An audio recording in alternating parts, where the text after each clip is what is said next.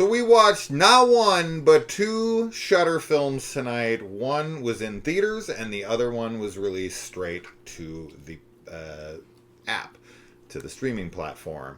And this one is called Dead Male. The other one was called The Ugly Stepsister, which we just reviewed. Go check that out. It's fucking fantastic. Just a little spoiler, so go support it in theaters. But this one you can support right on your Shudder app. And once again, this is called Dead Male. So this is about a letter that comes in.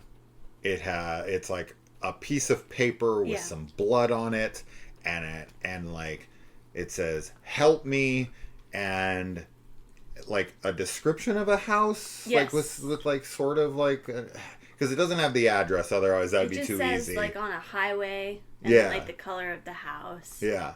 And, So, essentially what happens is there is this department in the post office.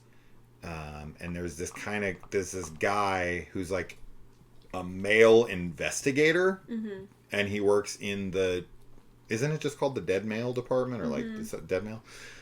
And so these girls sort it, and they find these packages that don't have any like legible labels that they can read or whatever. And he figures out where they're from. And so he's given this piece of mail, and at first he thinks it's trash. He thinks it's a hoax. He doesn't think anything of it, but he can't let it go. So he starts to investigate, where could this mail have come from? I gotta figure this out. And the mystery unravels from there. Yeah. This is set in the 1980s, and aesthetically nails it. Not only is it set in the 80s, but it's shot to look like it's in the 80s. And outside of one actress who is like our main girl in the film, she looked a little too modern for me. They tried to do her hair and everything to look a little more 80s, but her face was just a little too now. But everyone else in the film, if you told me this was filmed in the 80s, you might actually convince me. Because the film felt like it came from the 80s. Yes, it does. The soundtrack is fucking great. Yeah. The story is very unique and extremely well executed. This is a low budget film, so for some people they might watch this and be like, what are you guys talking about? This is too low budget. I always have to warn people of that, because some people just don't like that like lower budgeted feel. I thought this worked to its advantage in every way. I think the performances from everyone are really damn good, especially our villain, who is fucking a complete psychopath. Yeah. And I loved this film. I was a huge fan of it. Big win again for Shudder. And the third film we've seen in the last 24 hours in the horror genre that blew me away. Just so unexpected. I expected nothing from this film. Zero. Oh, sure. Yeah, I didn't have any expectations. We just pressed play because it was new on Shudder, and I was like, I'd heard the title. I heard the title, and I heard there was a little rumbling or something, and I was like, I think this is one that people are liking. That's all I remember. Like, I think that's what's happening. So we pressed play tonight, and we started watching, and I was like, whoa, I'm really vibing with this, like, right out the gate.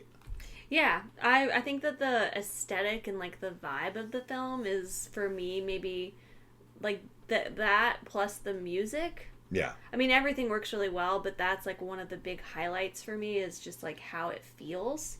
It has such a great, like, atmosphere to it, and the mystery of everything, I think, is set up really well, and then you get a really satisfying, like, second half of the film where you find out, like, what's going on, and all of that is really cool. And I think, as you said, everyone's performance is super solid, and it was very unexpected because I didn't have expectations for it.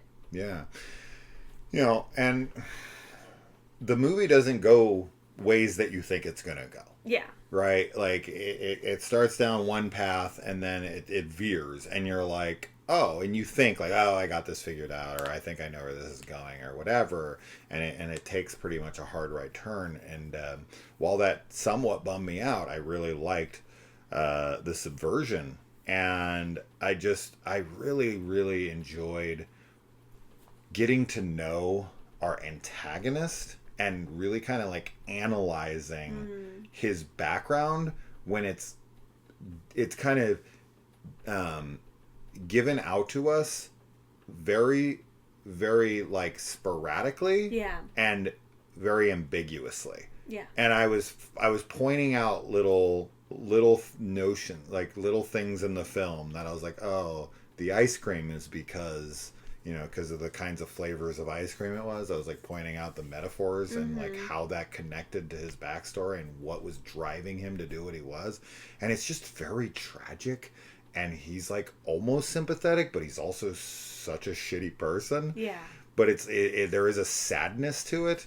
And I just, and at first I thought that the movie built to a big climax that kind of fizzled and was anticlimactic. But, once it ended, I actually really enjoyed and appreciated that we didn't go for some bombastic ending. We actually stayed kind of true to the rest of the film's kind of like dour feel to it. Yeah, and I was like, oh no, this actually fits the film perfectly and is a great ending to this film. Yeah, I didn't have any problem with the ending at all. I think it's, as you said, it perfectly fits it. So it's really suited for the rest of everything that happens. Like, that's, of course, where it leads up to. Well, I mean... At least for me, I think. Yeah, I mean, you know me. I love my catharsis. Yeah. Right. But that's not what this film is interested in. Yeah. And I think it fits the film well. And then they add some like text and pictures in the end, which added another kind of layer of realism to it, which I really enjoyed. So yeah, I mean, I really admire films that are able to achieve this kind of impossible aesthetic that very few people are able to nail. But I was really, really impressed with this film that obviously had like no budget. It's also an original story, and it just was a great little mystery with some tragic characters and some very likable sleuths. Yes. Who are kind of just working, just because they want to do the right thing. Yeah. Yeah. And nothing's ever overdone. Everything feels movie believable. Definitely. And I loved that. And yeah, getting to know the person who also is like sent out the mail in the beginning of the movie, and the connection to the antagonist and how that story unfolds and how tragic that is. Great stuff, man. Just really great stuff all around. Yeah, really great stuff. So definitely support this one. Check it out. Give it at least 10 to 15 minutes of your time if you're vibing with it. If you're digging our main man here, the male investigator, who I was a big fan of. I really liked this guy a lot. Julius? Jarvis? No, not Jarvis. That's fucking... It's... Dang. We watched another movie. Jeremiah? No, it's definitely not that. It's something with a J. But I really, really liked him a lot. And yeah, just what a fucking cool movie. Yeah. Another movie that I feel like will be completely overlooked because it's not a big budget film. It has like no promotion. Shudder kind of quietly dropped it. And it's like, damn, this and The Ugly Stepsister back to back, like same day, one in theaters, one on the site, and I'm seeing 0 people talking about it on like Facebook or anywhere right now. And I know. I'm in like all the horror groups and shit. Yeah. And I'm always on the lookout for what people are talking about. And right now, of course, everyone's eyes are on Sinners. And Sinners is great. It is. I highly recommend it. It's a fucking phenomenal, huge, $90 million budgeted vampire gangster 1930s Mississippi epic with fantastic performances and amazing soundtrack, and I'm not taking anything away from Sinners at all. Yeah. But it is taking the spotlight away. It's taking 100% of the spotlight when Ugly Stepsister deserves a good amount of the spotlight as well. And down here also, you have the little film that could. That's also like, hey, me over here. Look at me. Can I get a little light? Yeah. I loved all three of them. I don't even know where I still like. If I had to rank them, I don't know. I would say this is probably last, but not by much. Yeah. Right? And then Ugly Stepsister is maybe ahead of Sinners, or maybe, I don't know. I'd probably say Ugly Stepsister, Sinners, and Dead Male, but they're all like, if I had a top 5 right now, they're all 3 in it easy. Mm-hmm.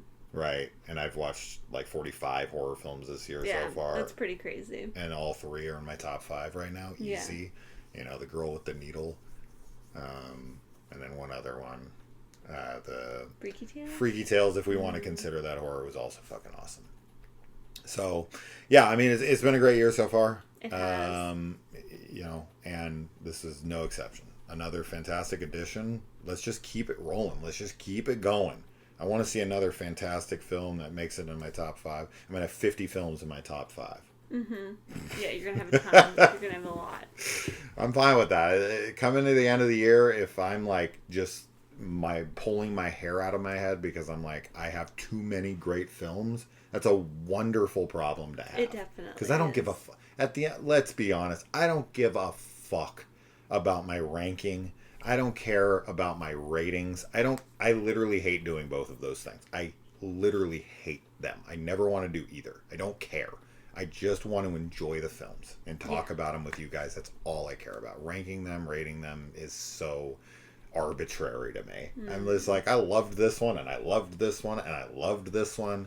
Who cares how I like? Oh, it's like, maybe this one's a little higher because, and I have to like come up with these basic bullshit ideas in my head. That will change with years to come. And subsequent viewings. Yeah. Right. I could watch them back to back on a year from now and be like, wait, I actually think I like this one better. And I don't care.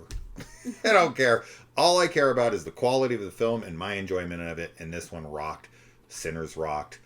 Ugly Stepsister rocked. Yes. You have 3 fucking rad movies. Currently 2 in theaters, 1 on streaming. You got no excuse. Your weekend plans are booked. Yes, exactly. Anybody who's like, I can't find anything to watch. We just gave you 3 things. Yeah. All right. That's that, guys. Anything more? Love? No? That's it. All right. We'll see you in the comments. Adios. Bye. Just